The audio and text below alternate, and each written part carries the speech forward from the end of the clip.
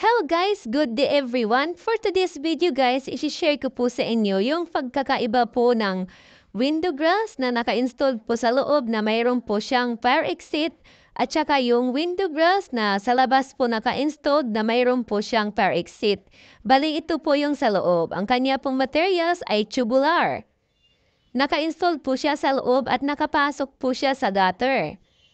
Ayan guys, very simple design at elegant. Ayan, ang bawat kanyang design as nasiswing po yung kanyang design. Kaya madali niyo pong malinis sa inyong mga window glass dahil po nasiswing po ang ating window grills. Napakadali pong linisin, napakaganda at very affordable.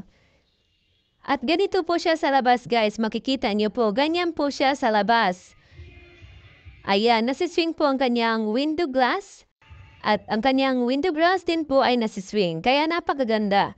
Ito naman po yung naka-installed po na window grills with fire exit. Sa labas po siya naka-installed at nakapasok po siya sa gutter.